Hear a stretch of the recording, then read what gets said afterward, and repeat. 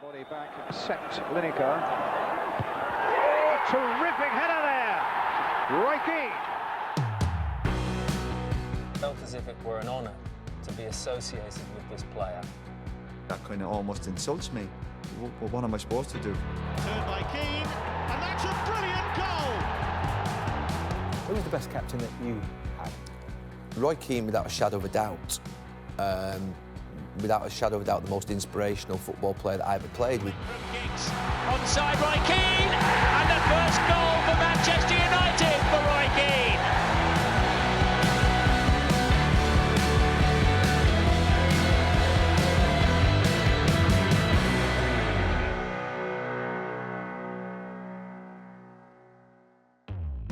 Let's talk about Roy Keane, notorious football hardman and arguably football's best ever captain. We want to explore in this video why he's thought of as one of football's best ever captains, or at least one of the best captains that the Premier League and world football have ever seen.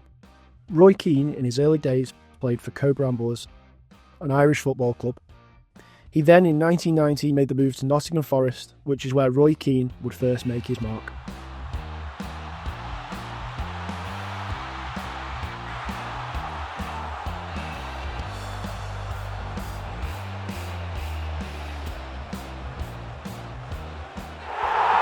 Interestingly, when he moved to Forest, he initially struggled due to having lengthy periods away from his family and friends, which would surprise most considering the way he comes across today when he gives his hot takes on Sky Sports. So I've got no problem with him launching a clothes range, to be honest with you.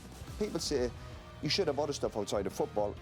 I don't think you should. I think football should be your number one priority. It should be. Focus on the game. Don't hide behind your cars or your tattoos or your girlfriends or your agents. Play the game. And you can do all that stuff when you retire. He scored his first professional goal against Sheffield United. A year later, he would play against Manchester United in League One Cup final, and they would lose 1-0. Following that, in 1992, Keane started to attract serious interest from the Premier League's top clubs. What about your own personal position? Every day the newspapers are saying Roy Keane, he's worth £5 million, Real Madrid want to sign him, Blackburn want to sign him, Liverpool want to sign him. What is the position? Well, the position's simple. I'm on a contract for another season and a half, and I've discussed a new contract at Forest. And if I get the right deal, I'm prepared to stay, because to me this is the best club in England, best coaching staff, best manager, and I'm still learning my trade. I'm only 21, and I have a lot to learn, and I don't think I can learn at any better place than under Brian Clough. Are you flattered by all the transfer talk? Because earlier this season, even Diego Maradona was saying what a great player you are. Blackburn Rovers, who at the time were a big competitive club in the Premier League, made a move for Keane. Due to a paperwork mistake, the transfer fell through. This is where Keane's journey as a captain began, as Manchester United and Sir Alex stepped in and hijacked the deal for a British record fee at the time of £3.75 million. Down on the floor, lovely little flick from Giggs. Onside Roy Keane, and the first goal for Manchester United for Roy Keane. Although Keane didn't jump straight into Sir Alex's team, he had to be patient. Due to Ince and Robson had built up a great partnership in the midfield, but due to an injury to Robson, he got his chance, and wow, did he take it. Scoring a brace versus Sheffield United in his home debut, and grabbing the winner in the Manchester derby 3 months later, when United came back from a 2-0 deficit at Main Road to beat Manchester City 3-2. Balls to Keane, oh! He's arrived.